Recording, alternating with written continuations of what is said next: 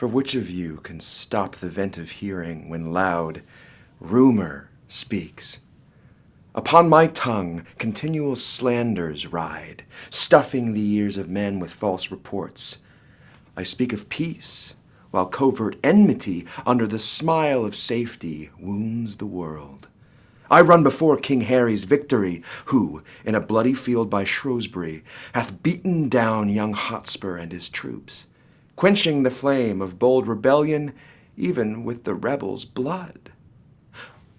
But what mean I that speak so true at first? My office is to noise abroad that Harry Monmouth fell under the wrath of noble Hotspur's sword, and that the king before the Douglases' rage stooped his anointed head as low as death. This have I rumored through the peasant towns, between that royal field at Shrewsbury and this worm-eaten hold of ragged stone, where Hotspur's father, old Northumberland, lies crafty sick. The posts come tiring on, and not a man of them brings other news, but they have learned of me. From rumor's tongues they bring smooth comforts false, worse than true wrongs. What news, Lord Boreals? Noble Earl, I bring you certain news from Shrewsbury. God and goodwill? As good as heart can wish. The king is almost wounded to the death, and in the fortune of my lord, your son, Prince Harry, slain outright, and both the Blunts killed by the hand of Douglas. Such a day came not till now to dignify the times since Caesar's fortunes. How was this derived? Saw you the field? Came you from Shrewsbury? I spake with one, my lord, came from thence. Here comes my servant Travers, whom I sent on Tuesday last to listen after news. How now? Now, Travers, what good tidings comes with you? My lord, Sir John Umfrill turned me back with joyful tidings and outrode me. After him came sparing hard a gentleman that stopped by me to breathe his bloody tawse. I did demand what news from Shrewsbury.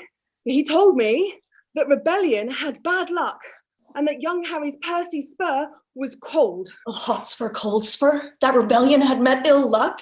My lord, I'll tell you what, if my young lord, your son, have not the day, upon mine honour, for a silken point, I'll give my barony, never talk of it.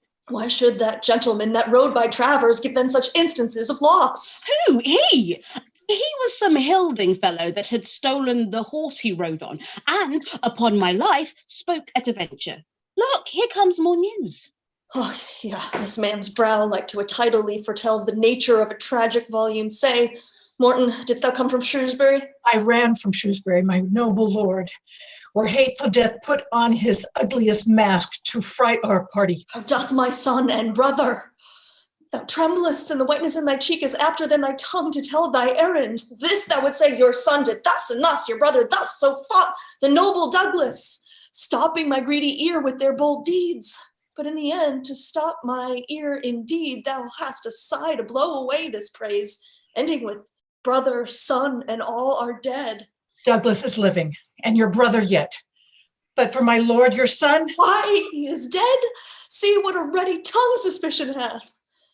He that but fears the thing he would not know hath by instinct knowledge from others' eyes that what he feared is chanced. Yet speak, Morton. I am sorry I should force you to believe that which I would to God I had not seen. But these mine eyes saw him in bloody state, rendering faint quittance, wearied and out-breath to Harry Monmouth, whose swift wrath beat down the never-daunted Percy to the earth. So did our men, heavy in Hotspur's loss, fly from the field. Then was the noble Worcester too soon ta'en prisoner, and that furious Scot the bloody Douglas took. The sum of all is that the king hath won, and hath sent out a speedy power to encounter you, my lord. For this I shall have time enough to mourn. In poison there is physic, and these news, having been well, that would have made me sick, being sick, have in some measure made me well. Now bend my brows with iron, and approach the raggedest hour that time and spite dare bring to frown upon the enraged Northumberland. This strained passion doth do wrong, my lord. Sweet Earl, divorce not wisdom from your honour. The lives of all your loving complices lean on your health, the which if you give word to stormy passion must perforce decay. It was your presurmise. You cast the event of war, my noble lord, and summed the account of chance before you said, let us make head. That in the dole of blows your son might drop, did you yet say go forth? And none of this, though strongly apprehended, could restrain the stiff-born action. What hath then befallen? More than that being which was like to be. We all that are engaged to this loss knew that we ventured on such dangerous seas, that if we wrought our life, 'twas 10 to 1, and yet we ventured. The game proposed, toked the respect of likely peril feared, and since we are o'erset, venture again. Come, we will all put forth body and goods. Go in with me, and counsel every man the aptest way for safety and revenge. Get posts and letters, and make friends with speed. Never so few, and never yet more need. Sirrah, you giant, what says the doctor to my water? He said, sir, that the water itself was good, healthy water, but for the party that owed it, he might have more diseases than he knew for. If the prince put thee into my service for any other reason than to set me off, why then I have no judgment. He may keep his own grace, but he's almost out of mine, I can assure him. Oh, what said Master Dumbledon about the satin for my short cloak and my slops?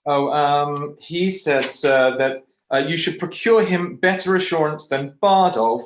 He would not take his bond and yours. He liked not the security.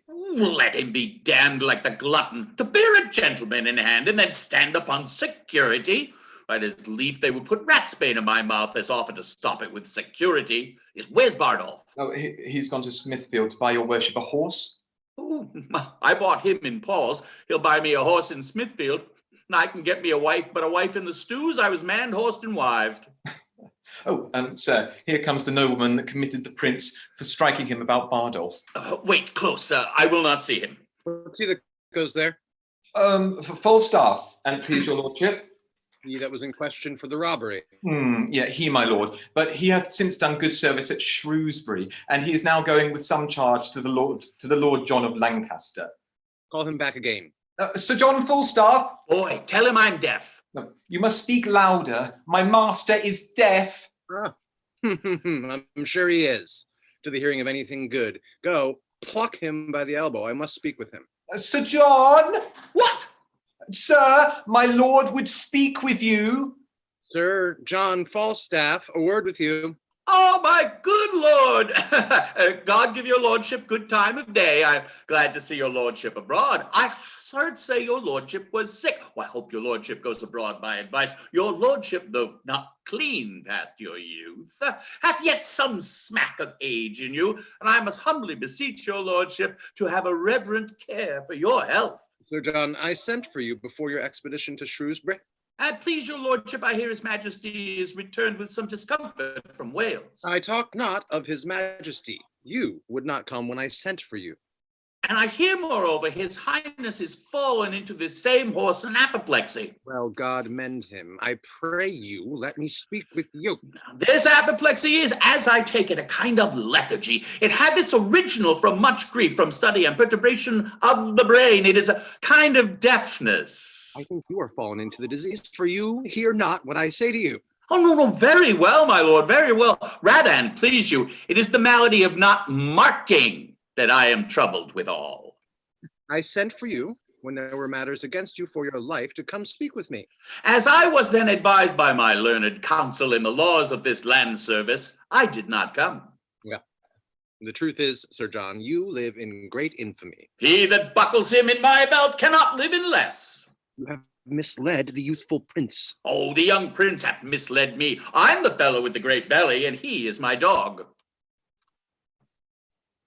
You follow the young prince up and down like his ill angel. Not so, my lord. Your ill angel is light, but I hope he that looks upon me will take me without weighing. You that are old, consider not the capacities of us that are young. You do measure the heat of our livers with the bitterness of your gall, and we that are the wayward of our youth, I must confess, are wags too. Do you set down your name in the scroll of youth that are written down old of all the characters of age? Have you not a moist eye, a dry hand, a decreasing leg, an increasing belly? And will you yet call yourself young? Sir John. Ah, to approve my youth further, I will not. The truth is, I am only old in judgment and understanding. As for the box of the ear that the prince gave you, he gave it like a rude prince, and you took it like a sensible lord. I have checked him for it, and the young lion repents, marry, not in ashes and sackcloth, but in new silk and old sack. Well, God send the prince a better companion. God send the companion a better prince. I cannot rid my hands of him. Well, the king hath severed you and Prince Harry. I hear you are going with Lord John of Lancaster against the Archbishop and the Earl of Northumberland. There is not a dangerous action can peep out his head, but I am thrust upon it. Oh, if ye will needs say I am an old man, you should give me rest. I were better to be eaten to death with rust than to be scoured to nothing with perpetual motion. Well, be honest. Be honest. God bless your expedition. Well, will your lordship lend me £1,000 to furnish me forth? Not a penny. Boy. Sir? What money is in my purse? Seven groats and twopence. Oh, I can get no remedy against this consumption of the purse. Borrowing only lingers and lingers it out, but the disease is incurable. Here, go. Bear this letter to Lord of Lancaster, and this to the Prince, and this to the Earl of Westmoreland, and this to old Mistress Ursula, whom I have weekly sworn to marry since I perceived the first white hair on my chin. About it, you know where to find me. Pox and this gout of this pox. For the one or the other plays the rope with my great toe. 'Tis no matter if I do halt. I have the wars for my color, and my pension shall seem more reasonable. A good wit will make use of anything. I will turn my diseases into commodity. Thus have you heard our cause and known our means. Speak plainly your opinions of our hopes. I well allow the occasion of our arms, but gladly would be better satisfied how in our means we should advance ourselves upon the power and puissance of the king. Our present musters grow upon the file to 25,000 men of choice. The question then, Lord Hastings, standeth thus, whether our present 25,000 may hold up head without Northumberland. My judgment is we should not step too far. We had his assistance by the hand. For in a theme so bloody-faced as this, conjecture, expectation, and surmise of aids uncertain should not be admitted. 'Tis very true, Lord Bardolph, for indeed it was young Hotspur's case at Shrewsbury. I think we are a body strong enough, even as we are, to equal with the king. What? Is the king but 25,000? To us no more. Nay, not so much, Bardolph, for his divisions as the time do brawl are in 3 heads. 1 power against the French, and 1 against Glendower. Perforce a 3rd must take up us. So is the unfirm king in 3, divided, and his coffers sound with hollow poverty and emptiness. That he should draw his several strengths together and come against us in full puissance need not be dreaded. If he should do so, he leaves his back unarmed. The French and Welsh bang him at the heels. Never fear that. Who is it like should lead his forces thither? The Duke of Lancaster and Westmoreland, against the Welsh himself and Harry Monmouth. But who is substituted against the French? I have no certain choice. Let us on, and publish the occasion of our arms. The Commonwealth is sick of their own choice. Thou fond many, with what loud applause didst thou beat heaven with blessing Bolingbroke? And being now trimmed in thine own desires, thou, beastly feeder, art so full of him that thou provokest thyself to cast him up. So, thou common dog, didst thou disgorge thy glutton bosom of the royal Richard, and now thou wouldst eat thy dead vomit up. Shall we go draw our numbers and set on? We are time subjects, and time bids begone. Master Fang, have you entered the action? Master Fang! Sarah, where's Snare? Where's Snare? Snare, we must arrest Sir John Falstaff. It may chance cost some of us our lives, for he will Oh, stab. if I can close with him, I care not for his thrust. Oh, I am undone by his going. 100 mark is a long one for a poor lone woman to bear, and I have borne and borne and borne and have been fubbed off and fubbed off and fubbed off. Oh, yonder he comes. Oh, and that errant, mousy nose knave Bardolph with him. To your offices. To your offices! Oh, now? Whose mare's dead? What's the matter? Sir John, I arrest you at the suit of Mistress Quickly. Away, varlets. Draw, Bardolph! Cut me off the villain's head. Throw the quean in the channel. Oh, throw me in the channel. I'll throw thee in the channel. Wilt thou, thou bastardly rogue? Oh, away, you scullion, you rampallion, you fustellarian. I'll tickle your catastrophe. What is the matter? Keep the peace here, ho.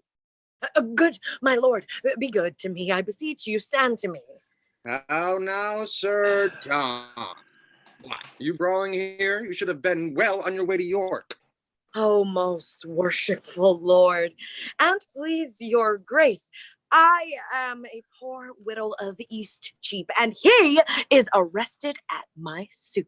For what sum? It is more than for some, my lord. It is for all I have. He hath eaten me out of house and home. How comes this, Sir John? Are you not ashamed to enforce a poor widow to so rough a course to come by her own? What is the gross sum that I owe thee? Marry, if thou wert an honest man, thyself and the money too. Thou didst swearst to me to marry me and make me thy wife. Canst thou deny it? My lord, this is a poor mad soul. She hath been in good case, and the truth is, poverty hath distracted her. But for these foolish officers, I beseech you, I may have redress against them. Sir John, I'm well acquainted with your manner of wrenching the true cause the false way. You have, as it appears to me, practiced upon the easy-yielding spirit of this woman, and made her serve your uses both in purse and in person.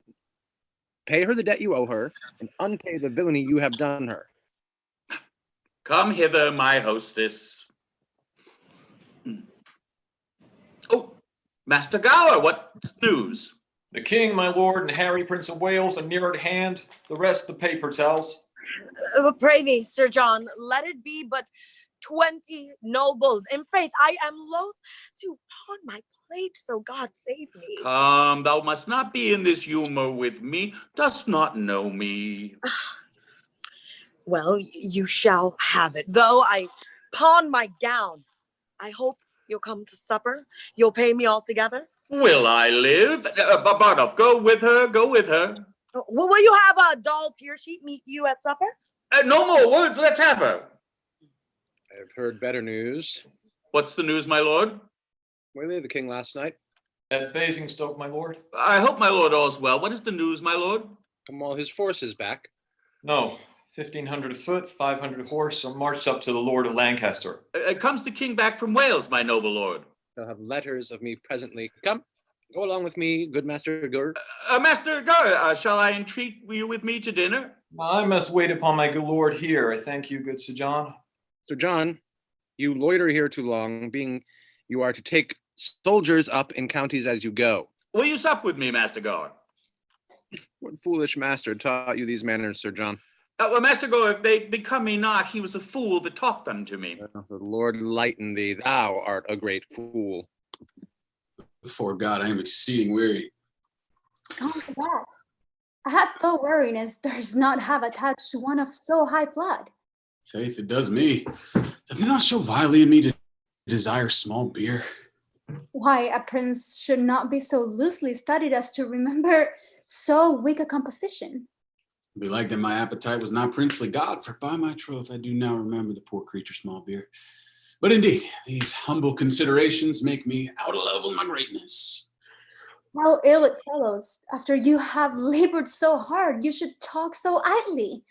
Tell me, how many good young princes would do so, their fathers being so sick as yours at this time is?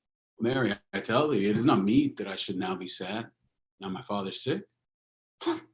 Albeit I could tell thee, as to one it pleases me, for fault of a better to call my friend, I could be sad indeed too. Very hardly upon such a subject. By this hand thou thinkst me as far in the devil's book as thou in Falstaff for obduracy and persistency. Let the end try the man. But I tell thee, my heart bleeds inwardly that my father is so sick. And keeping such vile company as thou art, hath in reason taken from me all ostentation of sorrow. The reason? Oh, what wouldst thou think of me if I should weep? I would think thee a most princely hypocrite. It would be every man's thought. And thou art a blessed fellow to think as every man thinks. And what excites your most worshipful thought to think so? Why? Because you have been so lewd and so much engraft to Falstaff. And to thee? By this light, I am well spoken. The worst that they can say of me is that I am a second brother and that I am a proper fellow of my hands. And those two things, I confess, I cannot help. By the mass, here comes brother. And the boy that I gave Falstaff. Look, if the fat villain have not transformed a mape. God save your grace. How doth thy master, Bardolph? Well, my lord, here your grace is coming to town. There's a letter for you. I do allow this one to be as familiar with me as my dog, and he holds his place. For look you, how he writes. John Falstaff, Knight. Every man must know that, as often he has occasion to name himself. Sir John Falstaff, Knight, to the son of the king, nearest his father, Harry, Prince of Wales, greeting. I will imitate the honorable romance in brevity. He sure means brevity in breath, short-winded. I commend thee, and I leave thee. Be not too familiar with points, for he misuses thy favor so much that he swears thou art to marry his sister now. Repent at idle times as thou mayest, and so farewell.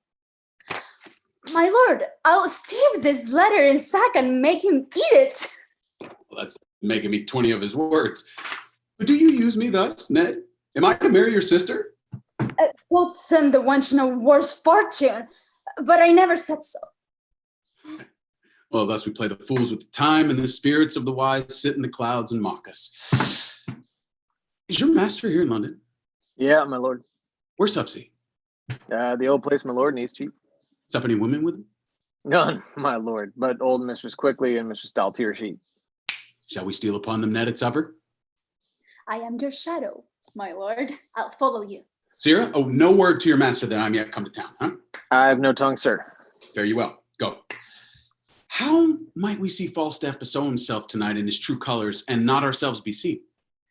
Put on 2 leather jerkins and wait upon him at his table as drawers. From a prince to apprentice, low transformation.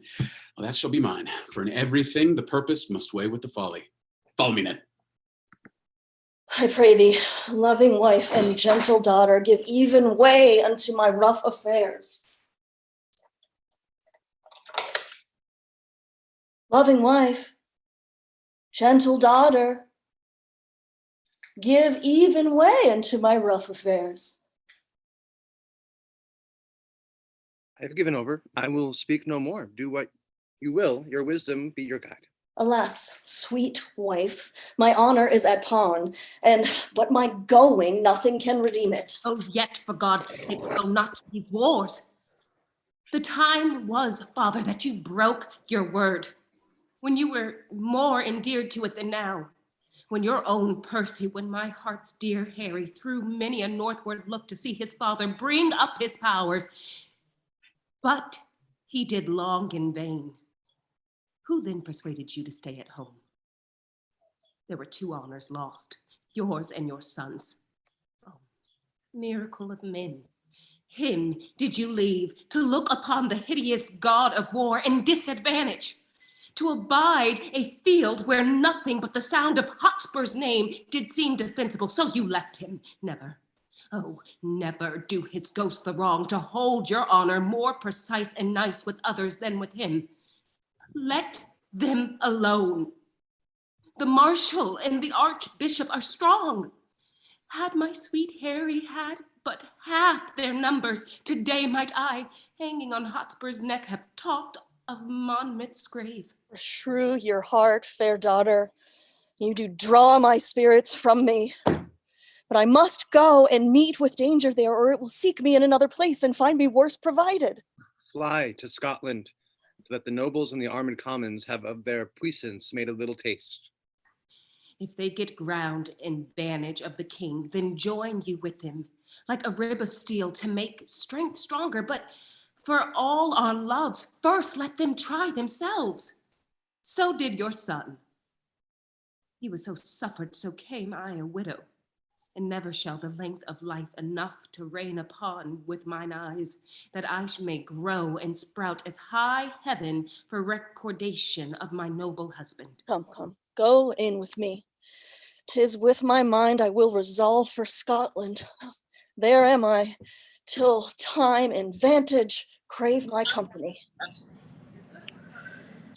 Boy, in faith, sweetheart, methinks now you are in an excellent good temporality. But in faith, you have drunk too much canaries, and that's a marvelous searching wine. How do you now? Oh, better than I was. Oh, why? That's well said. A good heart's worth of gold. Oh, lo, here comes Sir John. How now, Mistress Doll? Sick of a calm, yea, good faith.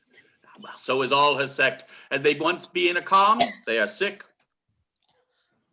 You muddy rascal, is that all the comfort you give me? Oh, you make fat rascals, Mistress Doll. I make them. Gluttony and diseases make them. I make them not. If the cook helped to make the gluttony, you helped to make the diseases, Doll. Hang yourself, you muddy conjurer. Hang yourself. By my troth, this is the old fashion. You two never meet, but you fall to some discord. You are both, in good truth, as rheumatic as two dry toasts. Come, I'll be friends with thee, Jack. Thou art going to the wars, and whether I shall ever see thee again or no, there is nobody cares.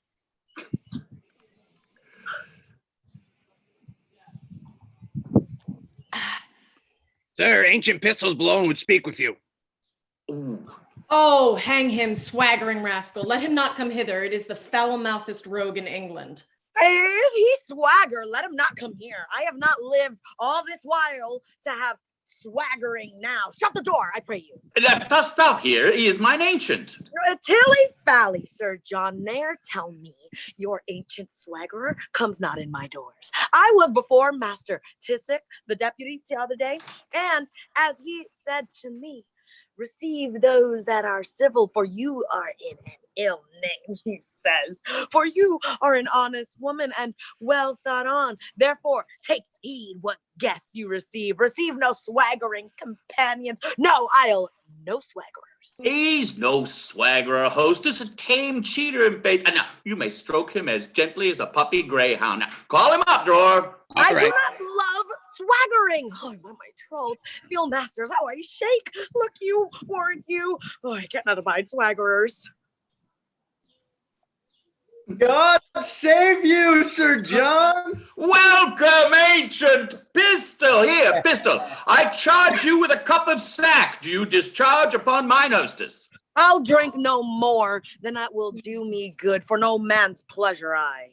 Oh, then to you, Mistress Dorothy, I will charge you. Charge me. I scorn you, scurvy knave. Away, you moldy rogue, away. I know you, Mistress Dorothy. Away, you cut-purse rascal, you filthy bung, away. Buy this wine, I will thrust my knife in your moldy chaps and you play the saucy cuddle with me. Oh, God, let me not live, but I will murder your runt for this. No more, pistol. I will not have you go off here. Discharge yourself of our company, pistol. No, good Captain Pistol not. Here, sweet Captain. Captain, you a captain, you slave, for what? For tearing a poor whore's ruff in a bawdy house? Pray thee go down, good ancient. I'll see her damned first, by this hand, to the infernal deep. Oh, good Captain Peasel, be quiet. 'Tis very late. In faith, I beseech you now aggravate your choler. Be gone, good ancient. This will grow to a brawl's none. Oh, die men like dogs, you crown like pins. Oh, here's goodly stuff, dwarf. Give me my rapier, boy! Oh, I pray thee, Jack, I pray thee, do not draw. Come on! Get you downstairs! Ooh, alas, put up your naked weapons! Put on your naked weapons! Oh, you whoreson little valiant villain, you. You turned him out of doors? Yeah, sir, the rascal's drunk. You hurt him, sir, in the shoulder. A rascal to brave me. Oh, you sweet little rogue, you. Oh, alas, poor ape, how thou sweatest. Come, let me wipe thy face. If faith, I love thee. Thou art as valorous as Hector of Troy. A rascally slave, I'll toss the rogue in a blanket. Do, and thou darest for thy heart, and thou dost. I'll canvass thee between a pair of sheets. Oh, the music is come, sir. Let them play. Play, sirs. Sit on my knee, doll. Rascal, dragging slave. The rogue fled from me like quicksilver. Faith, and thou followest him like a church. Thou whoreson little tiny Bartholomew boar pig. When wilt thou leave fighting a days and foining a nights and begin to patch up thine old body for heaven? Peace, good doll. Do not bid me remember mine end. Oh, Sirrah, what humor's the prince of? Good shallow young fellow. They say Poins has a good wit. Ah, he a good wit, hang him, baboon. There's no more conceit in him than in a mallet. Why does the prince love him so then? Ah, because he breeds no bait with telling of discreet stories and such other gamble faculties as, and that shows a weak mind and an able body, for which the prince admits him, for the prince himself is such another. The elder hath not his paw clawed like a parrot. Is it not strange that desire should so many years outlive performance? Oh, kiss me, doll, thus give me flattering busses. By my troth, I kiss thee with a most constant heart. I'm old. I love thee better than I love ever a scurvy young boy of them all. Oh, a merry song. Oh, come, it grows late. We'll to bed. Thou forget me when I'm gone. By my troth, thou wilt set me a weeping. Well, hearken at the end. Yeah, some sack, Francis. Oh, no, sir. Not an answer. Ha! A bastard son of the king? And art thou not Poins, his brother? Why, thou globe of sinful continents, what a life dost thou lead? Better than thou. I'm a gentleman. Thou art a drawer. Oh, the Lord preserve thy good grace. By my troth, welcome to London. Oh, Jesu, are you come from Wales? Thou horse and mad compound of majesty, by this light flesh and corrupt blood, thou art welcome. You horse and candle mine, you, how vilely you did speak of me, even now before this honest gentlewoman. Didst thou hear me? Yeah, and you knew me. As you did when you ran away by Gad's Hill. You knew I was at your back and spoke it on purpose to try my patience. No, not so. I did not think thou wast within hearing. I shall drive you then to confess the willful abuse, and then I shall know how to handle you. Oh, no abuse, hello, on my honor, no abuse. No abuse. No abuse, Ned, in the world.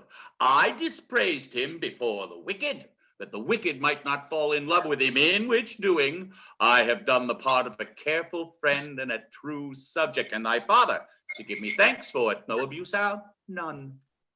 See now whether pure fear and entire cowardice doth not make thee wrong this virtuous gentlewoman to close with us? She's of the wicked. Is thine hostess here of the wicked? For one of them, she is in hell already and burns poor souls. For the other, well, I owe her money, and whether she be damned for that, I know not. No, I warrant you. You gentlewoman.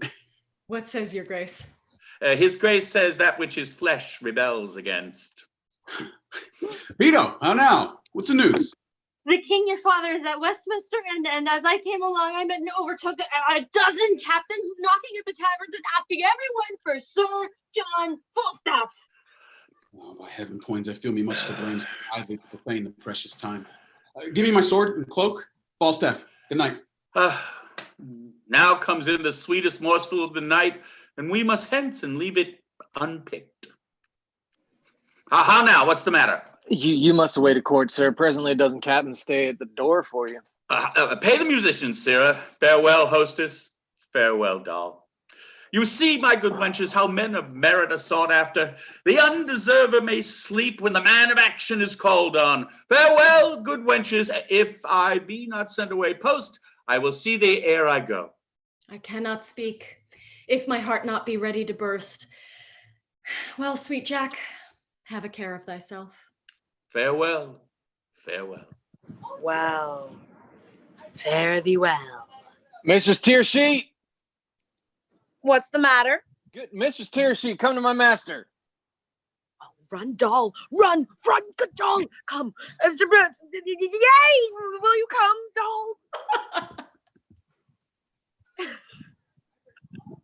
Go, call the Earls of Surrey and of Warwick. But ere they come, bid them read these letters, and well consider of them. Make good speed. How many thousand of my poor subjects are at this hour asleep? Oh, sleep, oh, gentle sleep, nature's soft nurse. How I have frighted thee that thou no more wilt weight my eyelids down and steep my senses in forgetfulness. Canst thou, O partial sleep, give thy repose to the wet sea boy in an hour so rude, and in the calmest and most stillest night, deny it to a king? Unhappy low, lie down. Uneasy lies the head that wears a crown. Oh, have you read all the letters that I sent you? We have, my liege. Then you perceive the body of our kingdom. How foul it is, what rank diseases grow, and with what danger near the heart of it? It is but as a body yet distempered, which to his former strength may be restored with good advice and little medicine. My Lord Northumberland will soon be cooled. Oh, God. That one might read the book of fate and see the revolution of the times. Make mountains level and the continent weary of solid firmness melt itself into the sea. 'Tis not 10 years gone since Richard and Northumberland, great friends, did feast together. And in 2 years after, where they had wars. It is but 8 years since this Percy and the man nearest my soul, like a brother, toiled in my affairs and laid his love and life under my foot. Yea, for my sake, even to the eyes of Richard, gave him defiance.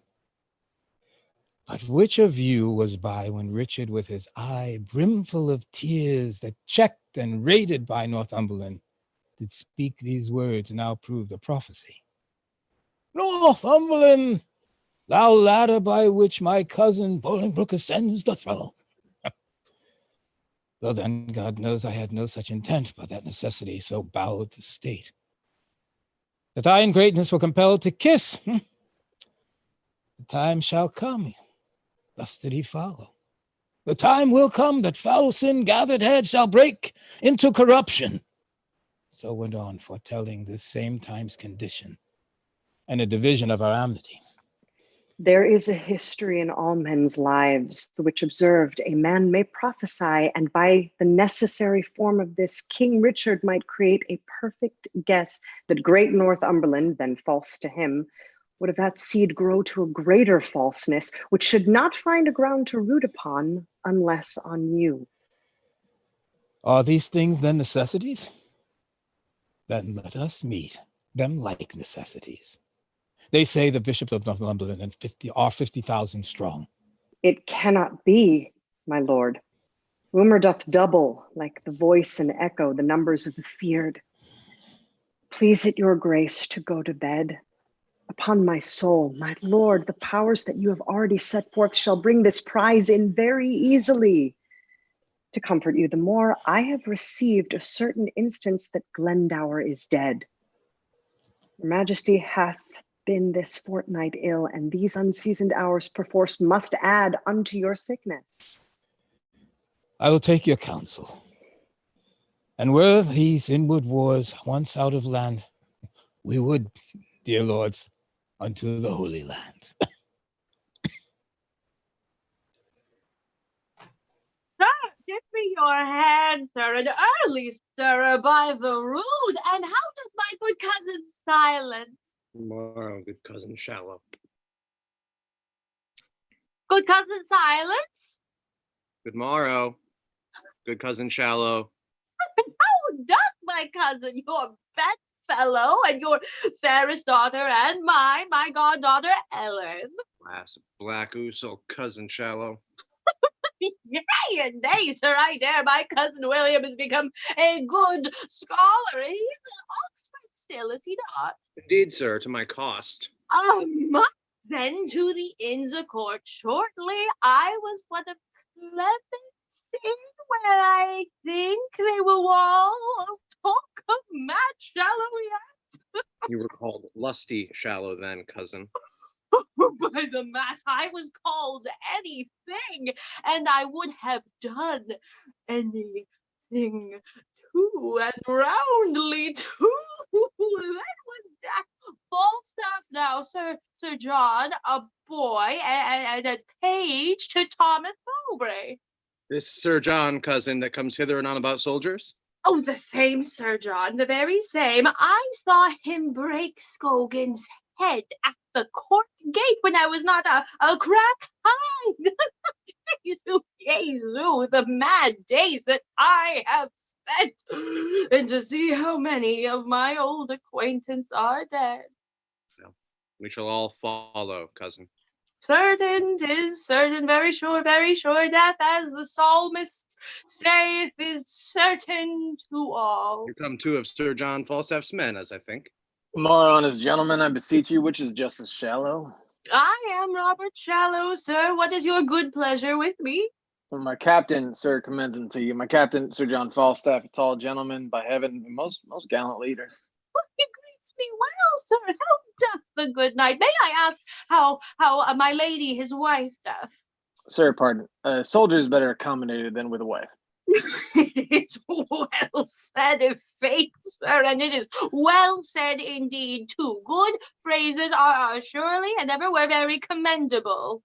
Look, here comes Sir John. Give me your worship, good and welcome, good Sir John. I am glad to see you well, good Master Robert Shallow.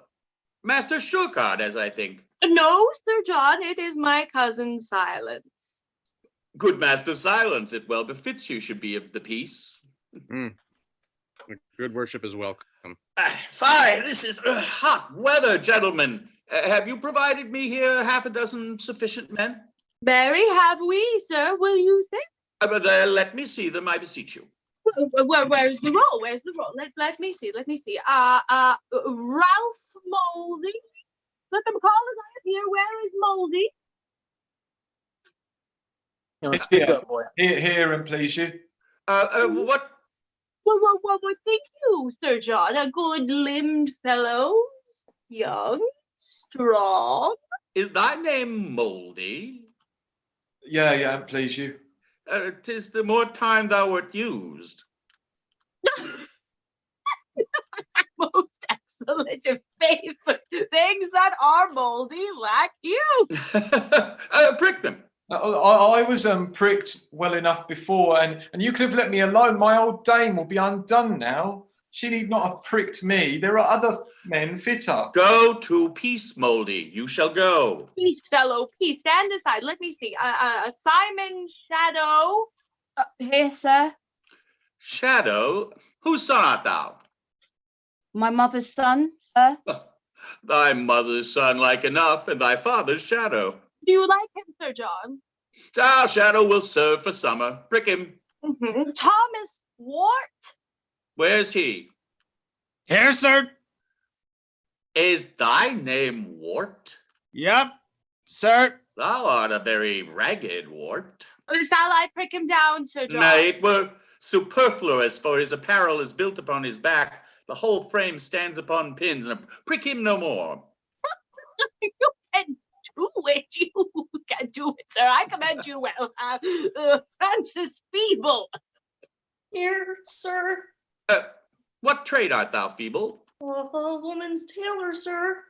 Shall I prick him? You may, but if he had been a man's tailor, he'd have pricked you. Wilt thou make as many holes in an enemy's battle as thou hast done in a woman's petticoat? I will do my good will, sir. You can have no more. Well said, courageous feeble. Thou wilt be as valiant as the wrathful dove or most magnanimous mouse. Prick the woman's tailor. I would Wart might have gone, sir. I would thou wert a man's tailor, then thou might mend him and make him fit to go. I cannot put him in a private soldier that is a leader of so many thousands. Let that suffice, most forceful feeble. It shall suffice, sir. I am bound to thee, reverend feeble. Who is next? Peter Bullcraft of the Green. Oh, yea, marry, let's see Bullcalf. Here, sir. For God, a likely fellow. Come, prick me Bullcalf till he roar again. Oh, Lord, sir, I am a diseased man. What disease hast thou? Oh, a horse and cold, sir, a cough, sir, which I got with ringing in the king's affairs upon his coronation day, sir. Well, come, thou shalt go to the wars in a gown. Is here all? Here is 2 more called than your number. You must have but before here, sir, and so I pray you go in with me to dinner. Come, I will go drink with you, but I cannot tarry for dinner. I'm glad to see you by my troth, Master Shallow. Oh, Sir John, do you remember since we lay all night in the windmill in St. George's Field? No more of that, good Master Shallow, no more of that. A merry night, and is Jane Nightwork alive? She lives, Master Shallow. Oh, she could never away with me. No, never, never. She would always say she could not abide Master Shallow. By the mass, I could anger her to the heart. She was then a bone a robot. She hold her own well. Oh, old Master Shallow. Hey, she must be old. She cannot choose but be old. Cousin Silence, that thou hast seen that this night, and I have seen. We have heard the chimes at midnight, Master Shallow. That we have, Sir John, that we have come. Let's to dinner. Jesus, the days we have seen. Good master, corporate Bardolph. Stand, my friend, and here's 4 10 shillings for you. In very truth, sir, I had as lief be hanged, sir, as go. And yet, for mine own part, sir, I do not care, but rather because I am unwilling, and for mine own part have a desire to stay with my friends, else, sir, I did not care. For mine own part, so much. Go to, stand aside. Yeah, and good Master Corporal Captain, for my old dame's sake, stand my friend. She has nobody to do anything about her when I'm gone, and she's old and cannot help herself. You shall have 40, sir. Go to, stand aside. Oh, by my troth, I care not. A man can die but once. We owe God a death. No man is too good to serve his prince, and let it go which way it will. He that dies this year is quit for next. Well said. Thou art a good fellow. Faith, I'll bear no base mind. Come, sir, which men shall I have? 4 of which you please. A word with you? I have £3 to free Moldy and Bullcalf. Ooh, go to, well. Moldy and Bullcalf. For you, Moldy, stay at home till you are past service, and for your part, Bullcalf, grow till you come into it. I will none of you. Sir John, do not make yourself wrong. They are your likeliest men. I would have served you with the best. Will you tell me, Master Shallow, how to choose a man? Care I for the limb, the stature, the big semblance of a man? Oh, no. Give me the spirit, Master Shallow. Oh, give me the spare man and spare me the great ones. Put me a caliver in Wart's hands, Bardolph. Hold, Wart, traverse, thus. Yes, oh, these fellows all do well, Master Shallow. God keep you, Master Silence. I will not use many words with you. Fare you well, gentlemen both. I thank you. Bardolph, give the soldiers coats. Oh, Sir John, the Lord bless you. At your return, visit our house. Let our old acquaintance be renewed. Peradventure, I will with ye to the court. For God, I would you would, Master Shallow. Oh, go to. I have spoken a word. God keep you. Fare you well, gentle gentlemen. On, Bardolph, lead the men away. As I return, I will fetch off these justices. I do see the bottom of Justice Shallow. Lord, Lord, how subject we old men are to this vice of lying. This same starved Justice had done nothing but prate to me of the wildness of his youth, and every third word a lie. I do remember him at Clement's Inn. He was so forlorn, he was the very genius of famine, yet lecherous as a monkey, and the whores called him Mandrake. And now is this Vice's dagger become a squire and talks as familiarly of John a Gaunt as if he'd been sworn brother to him, and I'll be sworn he never saw him but once. Well, I'll be acquainted with him if I return. Let time shape. There's an end. Here stand, my lords, and send discoverers forth to know the numbers of our enemies. We have sent forth already. 'Tis well done. I must acquaint you that I have received new dated letters from Northumberland. He is retired to ripe his growing fortunes to Scotland, and concludes in hearty prayers that your attempts may overlive the hazard and fearful melting of their opposite. Well, thus do the hopes we have in him touch ground and dash themselves to pieces. Now, what news? West of this forest, scarcely off a mile in goodly form, comes on the enemy, and by the ground they hide, I judge their number upon or near the rate of 30,000. Let us sway on and face them in the field. What well-appointed leader fronts us here? I think it is my lord Westmoreland. Health and fair greeting from our general, the Prince Lord John and Duke of Lancaster. Say on, my lord of Westmoreland, in peace. What doth concern your coming? Then, my lord, unto your grace do I in chief address the substance of my speech. If that rebellion came like itself in base and abject routs, led on by bloody youth, guarded with rags, and countenanced by boys and beggary, I say if damned commotion so appeared in his true native and most proper shape, you, reverend father, and these noble lords had not been here to dress the ugly form of base and bloody insurrection with your fair honors. You, Lord Archbishop, this dove and very blessed spirit of peace, wherefore do you so ill translate ourselves out of the speech of peace that bears such grace into the harsh and boisterous tongue of war? Briefly to this end, we are all diseased, and with our surfeiting and wanton hours have brought ourselves into a burning fever, and we must bleed for it, of which disease our late King Richard, being infected, died. I have in equal balance justly weighed what wrongs our arms may do, what wrongs we suffer, and find our griefs heavier than our offenses. We see which way the stream of time doth run, and are enforced from our most quiet there by the rough torrent of occasion, and have the summary of all our griefs, when time shall serve, to show in articles, which long ere this we offered to the king, and might by no suit gain our audience. When we are wronged and would unfold our griefs, we are denied access unto his person, even by those men that most have done us wrong. Whenever yet was your appeal denied? Wherein have you been galled by the king? My brother general, the Commonwealth, to my brother born, a household cruelty, I make my quarrel in particular. There is no need of any such redress, or if it were, it not belongs to you. Why not put him in part?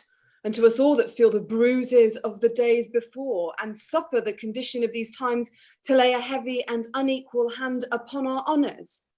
Oh, my good Lord Mowbray, construe the times to their necessities, and you shall say, indeed, it is the time, not the king, that doth you injuries. Yet for your part, it not appears to me, either from the king or in present time, that you should have an inch of any ground to build a grief on.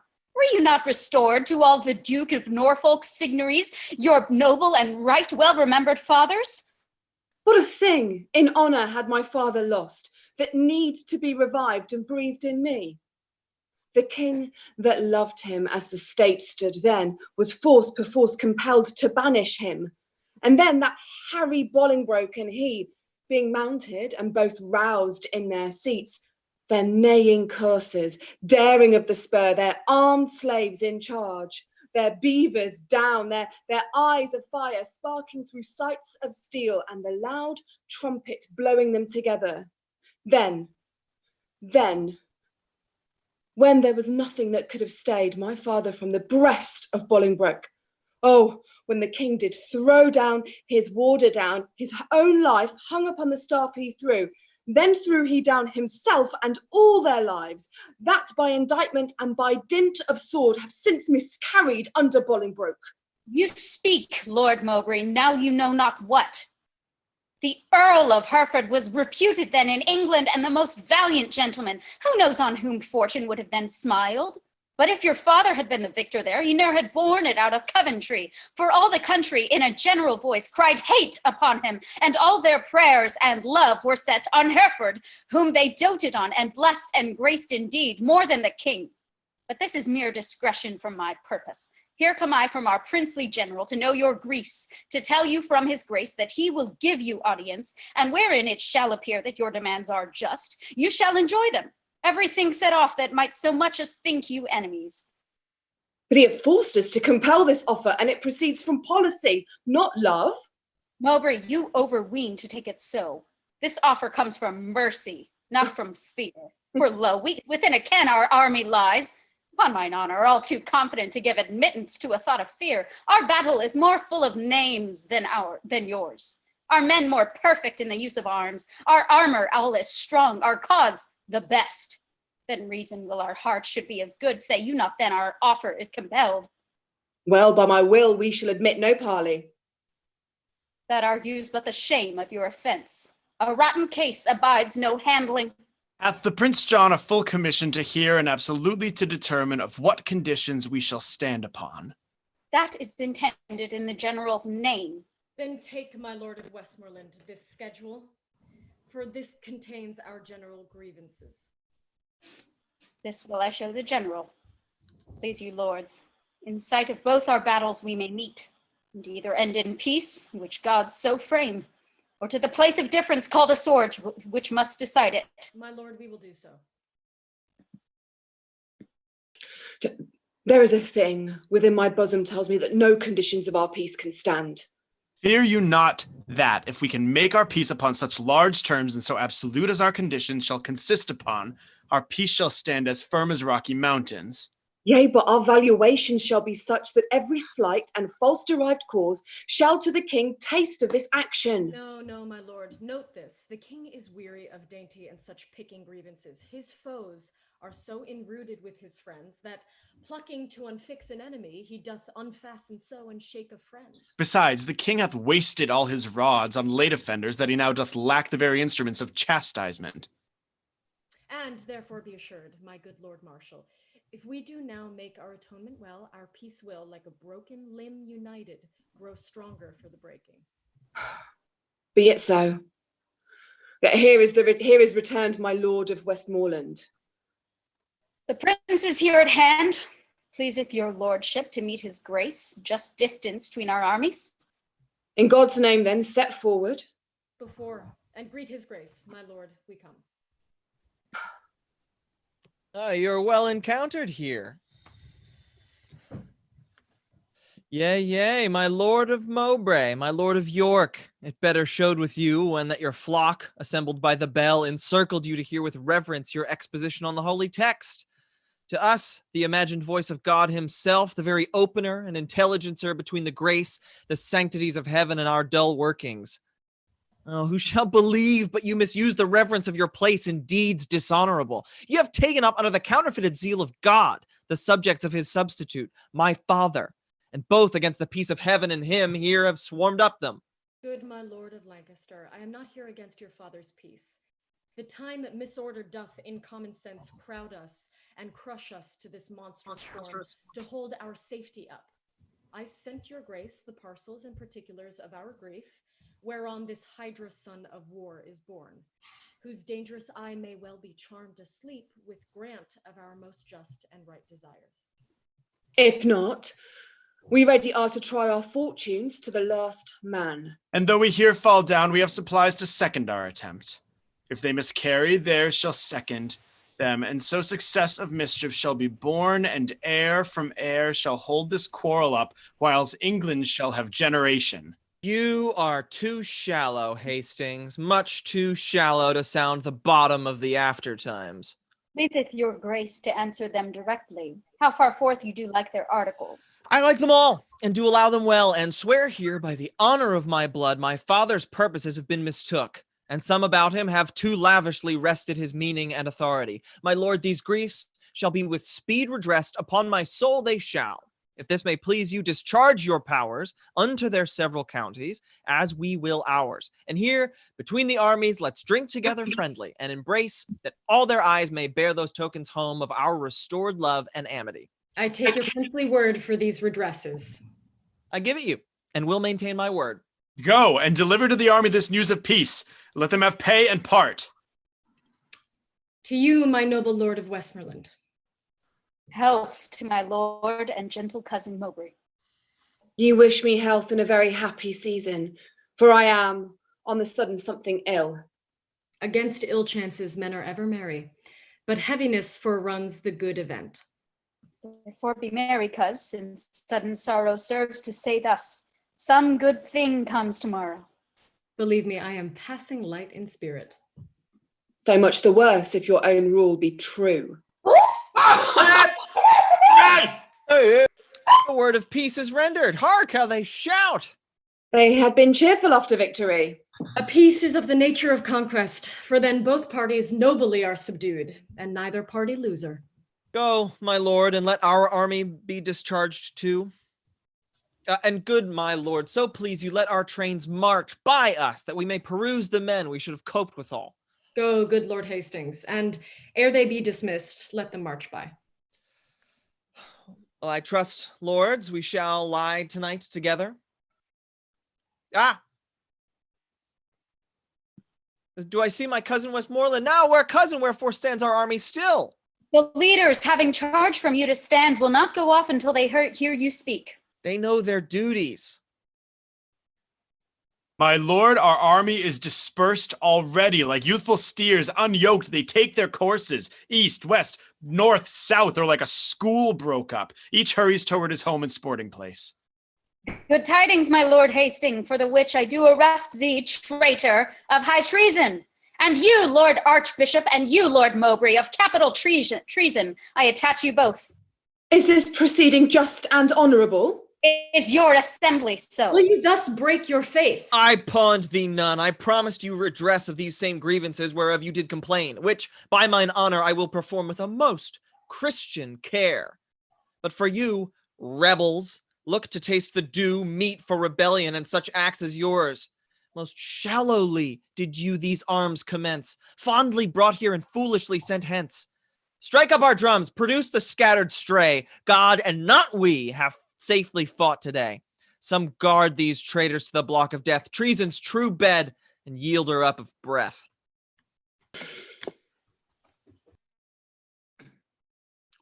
What's your name, sir? Of what condition are you? Of what place, I pray? I am a knight, sir, and my name is Colville of the Dale. Well then, Colville is your name, and knight is your degree, and your place the Dale. Colville shall still be your name, a traitor your degree, and the dungeon your place, so shall you still be Colville of the Dale. Are you not you, Sir John Falstaff? As good a man as he, sir, whoe'er I am. Do you yield, sir, or shall I sweat you? I think you are Sir John Falstaff, and in that, yield me. I have a whole school of tongues in this belly of mine. Not a tongue of them all speaks any other word but my name. Ooh, here comes our general.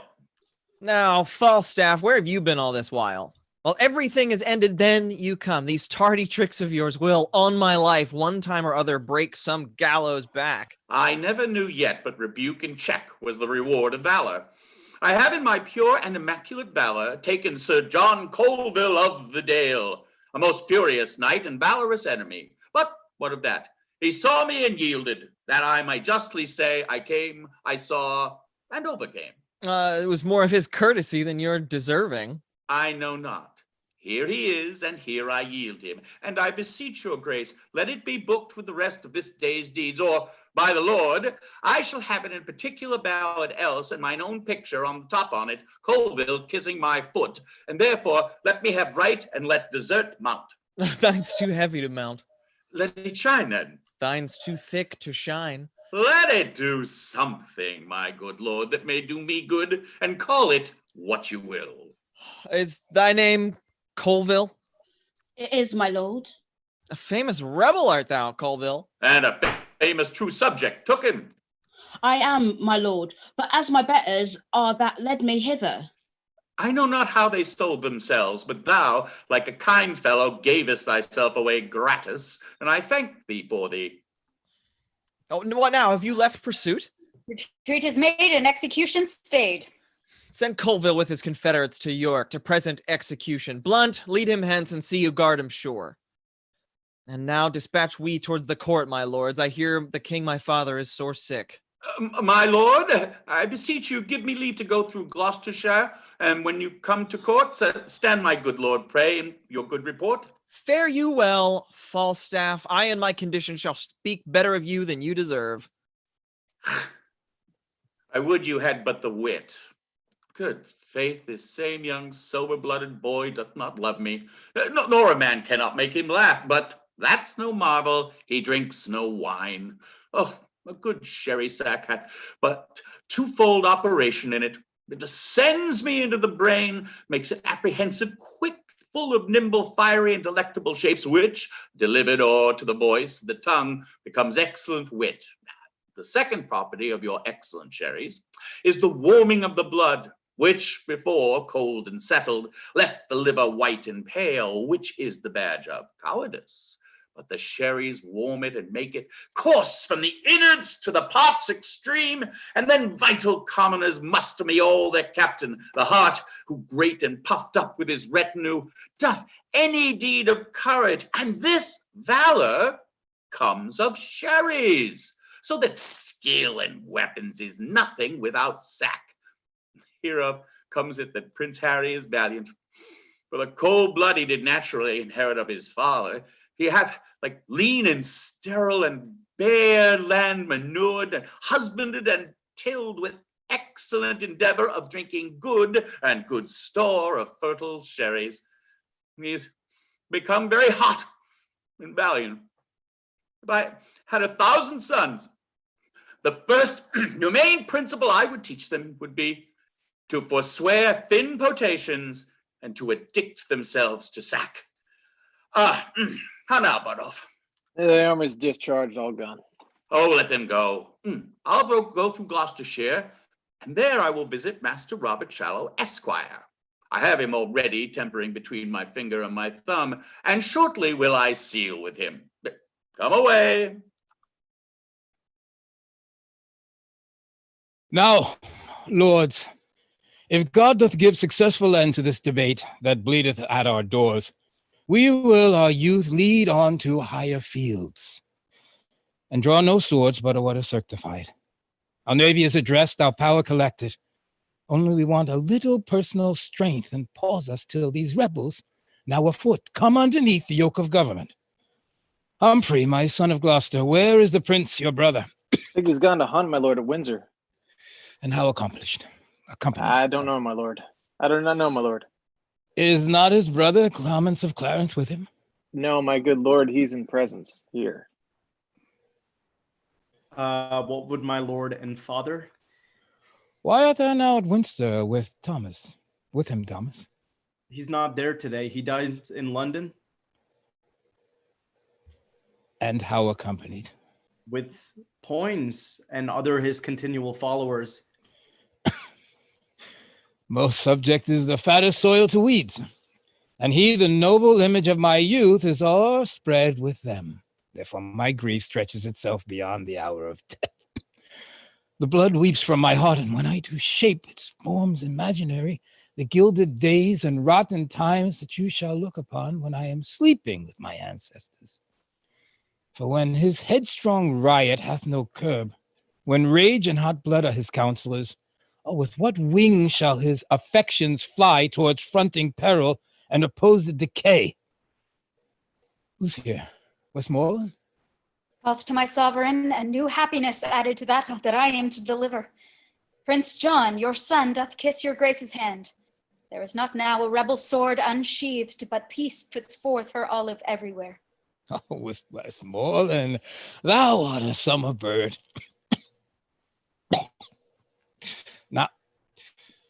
Wherefore should these good news make me so sick?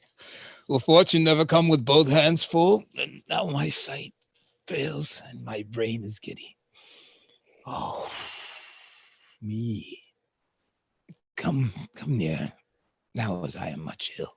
Comfort your majesty. My royal father. My sovereign lord, look up. Be patient, princes. You do know these fits are with his highness very ordinary. Stand from him, give him air. He'll be straight well. No, he cannot long hold out these pangs. This apoplexy will certain be his end. Speak lower, princes, for the king recovers. I pray you, take me up and bear me hence. Let there be no noise made, my gentle friends, unless some dull and favorable hand will whisper music to my weary spirit. Call for the music in the other room. Set me the crown upon my pillow. His eye is hollow, and he changes much. Less noise, less noise. How doth the king? Exceeding ill. Heard he the good news yet? Tell it him. He altered much upon the hearing of it. If he be sick with joy, he'll recover without physic. Not so much noise, my lords. Sweet prince, speak low. The king your father is disposed to sleep. Let us withdraw into the other room. Will it please your grace to go along with us? No, I will sit and watch here by the king.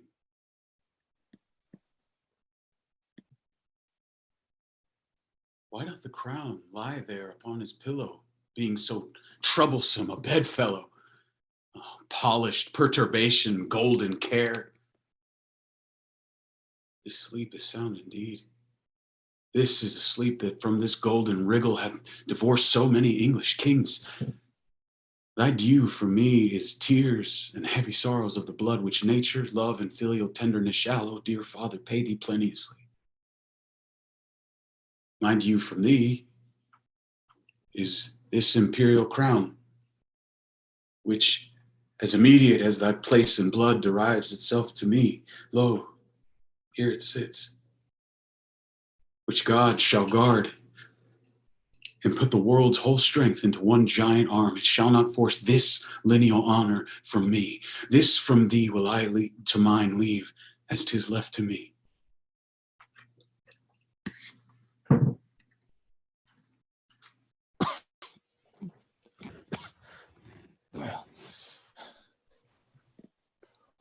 Warwick!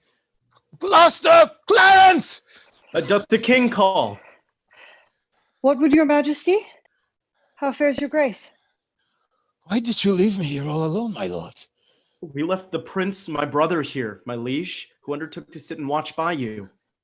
The Prince of Wales? Where is he? Let me see him. He's not here. This door is open. He has gone this way. Where's the crown? Who took it from my pillow? When we withdrew, my liege, we left it here. The prince have taken it hence? Go, seek him out. If he has so hasty that he doth suppose my sleep, my death, find him!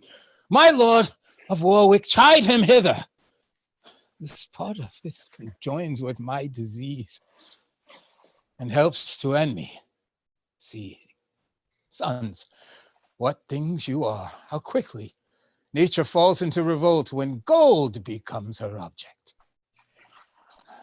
Now, where is he that will not stay so long till his friend's sickness hath determined me? My lord, I found the prince in the next room. He is coming hither. But wherefore did he take away the crown? Lo, where he comes. Come hither to me, Harry. Come! Depart the chamber. Leave us. Leave us here alone. I never thought to hear you speak again. Thy wish was father, Harry. To that thought, I stay too long by thee. I weary thee. Dost thou so hunger for mine empty chair that thou will needs invest thee with my honors before thy hour be ripe? Ah, foolish youth, thou seekest the greatness that will o'erwhelm thee. Thou hast stolen that which after some few hours were thine without offense. And at my death, thou hast sealed up my expectation. Thy life did manifest thou lovest me not, and thou wilt have me die assured of it. Then get thee gone, and dig my grave thyself, and bid thy merry bells ring in thine ear, that thou art crowned, that I am dead. Pluck down my offers, break my decrees. Harry the Fifth is crowded of vanity, thy poor kingdom, sick with civil blows, when that my care could not withhold thy riots. What wilt thou do when riot is thy care? Oh, pardon me, my liege. There is your crown. God witness me when I here came in and found no course of breath within your majesty, how cold it struck my heart. Coming to look on you, thinking you dead, I spake unto this crown as having sense, and thus upbraided it. The care on thee, depending, hath fed upon the body of my father. Therefore, thou best of gold, art worst of gold. Accusing it, I put it on my head, to try with it, as with an enemy that had before my face murdered my father. But if it did infect my blood with joy, or swell my thoughts to any strain of pride, let God forever keep it from my head, and make me as the poorest vassal is that doth with awe and terror kneel to it. My son, God, put it in thy mind to take it hence, that thou mightst win the more thy father's love, pleading so wisely in excuse of it. Come hither, Harry, sit thou by my bed. And here I think the very latest counsel that ever I shall breathe. God knows, my son, by what paths and indirect crooked ways I met this crown. And I myself know well how troublesome it sat upon my head. To thee it shall descend with bitter quiet, better opinion, better confirmation. For all the soil of achievement goes with me into the earth. And now my death changes the mode. For what in me was purchased falls upon thee in a more fairer sort. Yet though thou standest more sure than I could do, thou art not firm enough, since griefs are green. Be it thy course to busy kiddy minds with foreign quarrels, that action hence borne out may waste the memory of former days. More would I, but my lungs are wasted so that strength of speech is utterly denied me. How came I by the crown? Oh God, forgive me. And grant it may with thee in truer peace live. My gracious liege, you won it, wore it, kept it, gave it me. Then plain and right must my possession be, which I with more than with a common pain against all the world will rightfully maintain. Look, here comes my John of Lancaster. Health, peace, and happiness to my royal father. Thou bringest me happiness and peace, son John. Both health, alack, with youthful wings is flown from this bare withered trunk. And upon thy side my worldly business makes a period. Where is my Lord of Warwick? My Lord of Warwick! Doth any name particular belong unto the belonging and the lodging where I did first swoon? 'Tis called Jerusalem, my noble lord. Lord be to God. There my life must end. It hath been prophesied to me many years I should not die but in Jerusalem, which vainly I supposed was the Holy Land. But bear me, that the chamber there I lie. In that Jerusalem shall Harry die.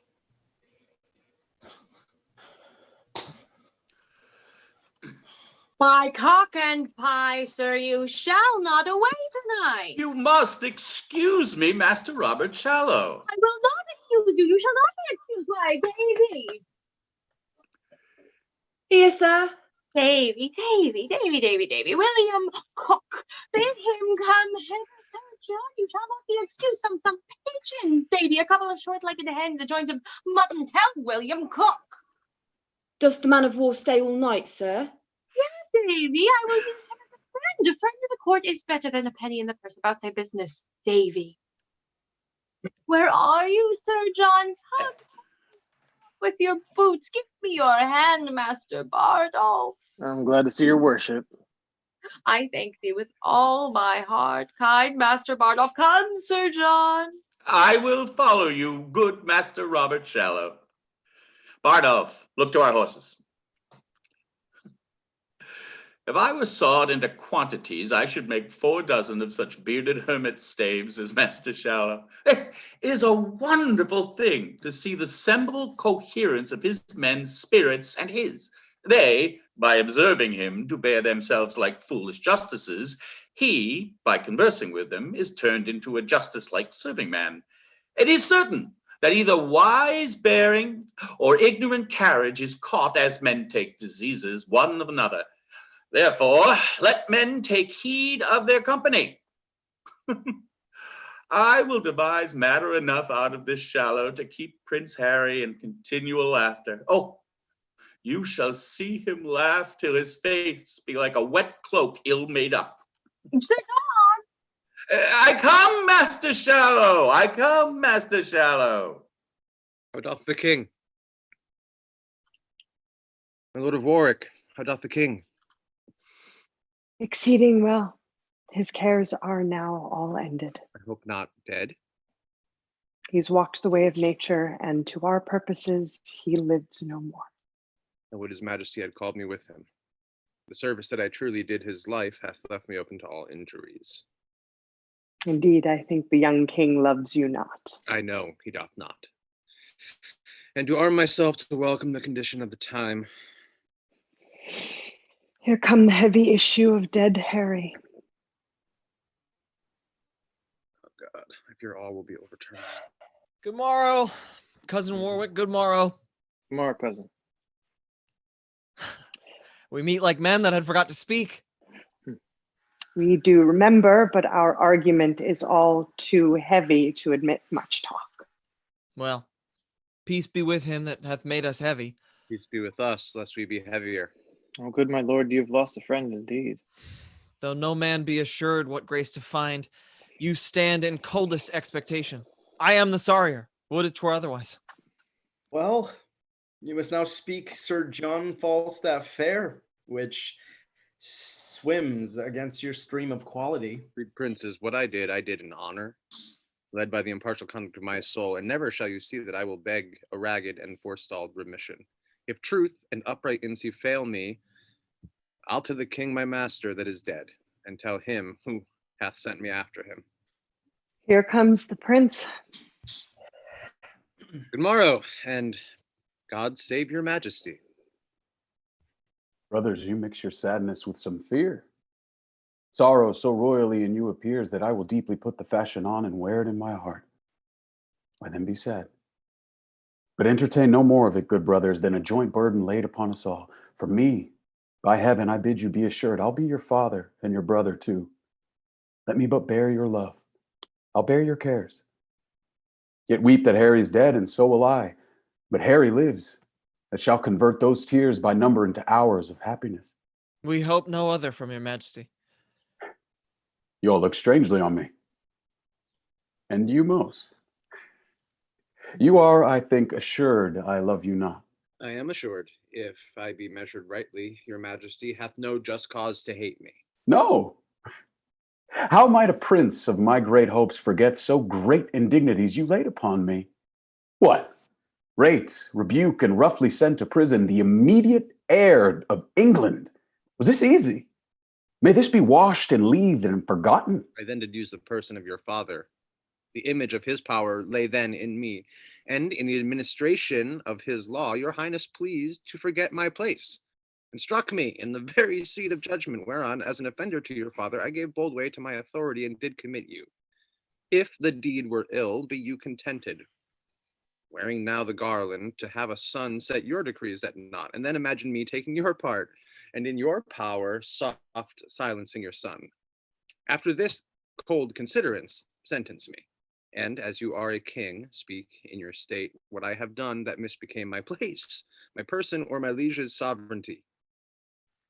You are right, Justice. And you weigh this well. Therefore, still bear the balance and the sword. And I do wish your honors may increase till you do live to see a son of mine offend you and obey you, as I did. You shall be as a father to my youth. My voice shall sound as you do prompt mine ear, and I will stoop and humble my intents to your well-practiced wise directions. And princes all, believe me, I beseech you, my father is gone wild into his grave, for in his tomb lie my affections. And with his spirit, sadly, I survive to mock the expectation of the world, to frustrate prophecies and to raise out rotten opinion who hath writ me down after my seeming.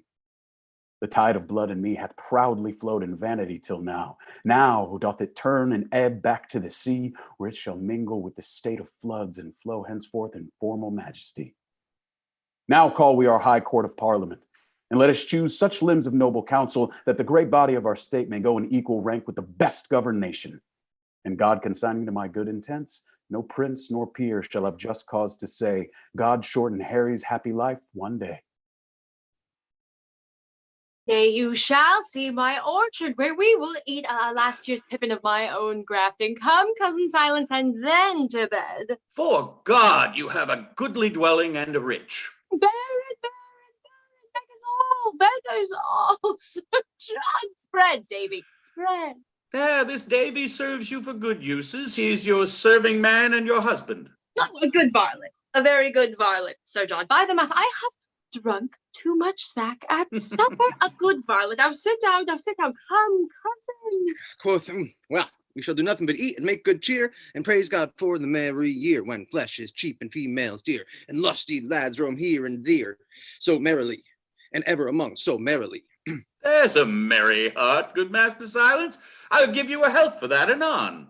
Oh, give Master Bardolph some wine, Davy. Be merry, Master Bardolph, and my little soldier there, be merry. Be merry, be merry. My wife has all, for women are shrews both short and tall. 'Tis merry in hall when beards wag all, and welcome merry Shrovetide. Be merry, be merry. I did not think Master Silence had been a man of this mettle. I have been merry twice, and once ere now. Health and long life to you, Master Silence. Honest Bardolph, welcome. If thou wantest anything and wilt not call beshrew thy heart, welcome, my little tiny thief. I'll drink to Master Bardolph and to all the caballeros about London. I hope to see London once ere I die. And I might see you there, Davy. Oh, by the mass, you'll crack a quart together, will you not, Master Bardolph? Yes, sir, in a pottle pot. By God's lickens, I thank thee, the knave will stick by thee. I'll stick by him, sir. Why, there spoke a king. Lack nothing. Be merry.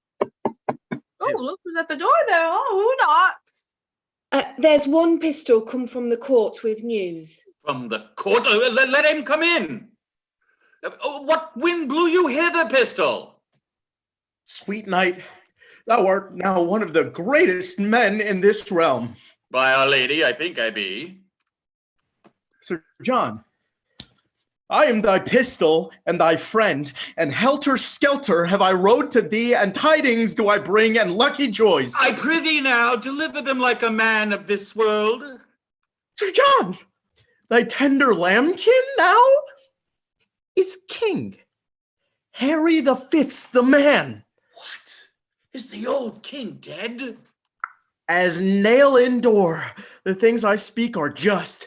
Wait, Bardolph, saddle my horse. Master Robert Shallow, choose what office thou wilt in the land, 'tis thine. Pistol, I'll double charge thee with dignities. Oh, get on my boots, we all ride all night. Oh, I know the young king is sick for me.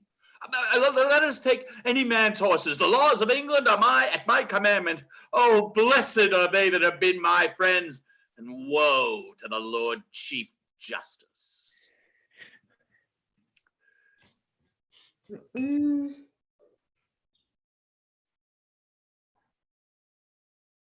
No, thou errant knave, I would to God that I might die, that I might have thee hanged.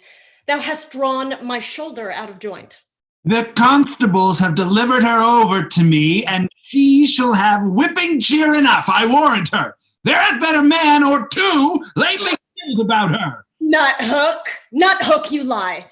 Come on, I'll tell thee what, thou damn tripe-visaged rascal, and the child I now go with do miscarry. Thou wert better thou hadst struck thy mother. Oh, the Lord, that Sir John were come, that he would make this a bloody day to somebody. Come, I charge you both go with me, for the man is dead that you in pistol beat amongst you. Oh God, that right should thus overcome might. Come, you rogue, come. Bring me to justice. Very well. Stand here by me, Master Robert Shallow. I will make the king do you grace. I will leer upon him as he comes by, and do but mark the countenance that he will give me. Oh, if I had had time to have made new liveries, I would have bestowed the £1,000 I borrowed of you. No, but 'tis no matter. This poor show doth better. This doth infer the zeal I had to see him.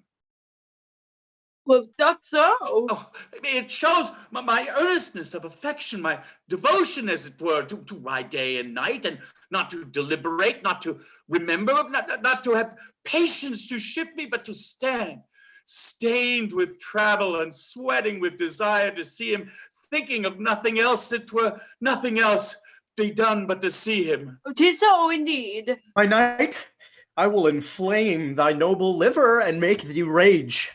Thy doll and Helen of thy noble thoughts is in base durance and contagious prison. Rouse up revenge, for doll is in. I will deliver her. Enter the king! God save thy grace! King Hal! God save thee, my sweet boy! My Lord Chief Justice, speak to that vain man. Have you your wits? Know you what 'tis to speak? My king, by Jove, I speak to thee, my heart. I know thee not, old man. Fall to thy prayers, how ill white hairs become a fool and a jester. I have long dreamed of such a kind of man, so surfeit swelled, so old and so profane, but being awaked, I do despise my dream. Reply not to me with a fool-born jest. Presume not that I am the thing I was, for God doth know, so shall the world perceive that I have turned away from my former self. So will I those that kept me company.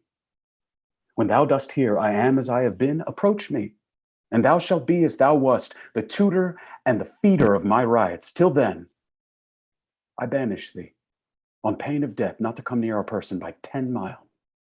For the competence of life I will allow you, that lack of means enforce you not to evil.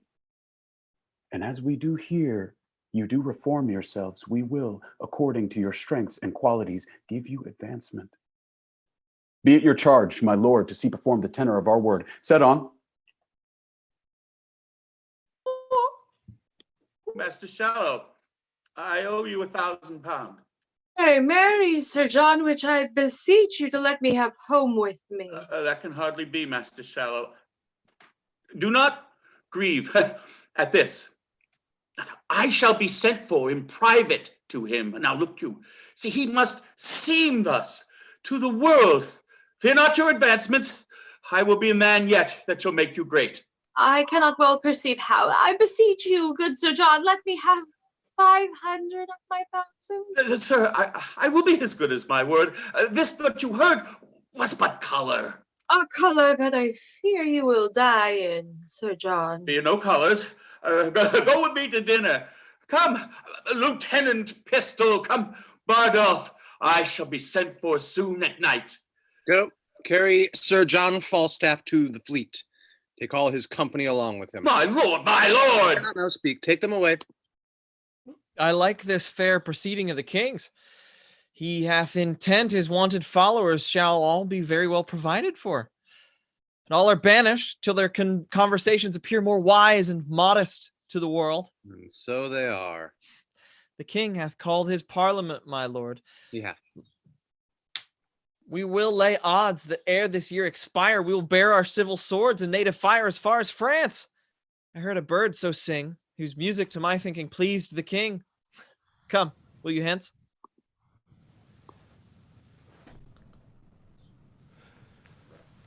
One word more, I beseech you. I was lately here in the end of a displeasing play. To pray your patience for it and to promise you a better. I meant indeed to pay you with this, which, if like an ill venture, it come unluckily home, I break, and you, my gentle creditors, lose.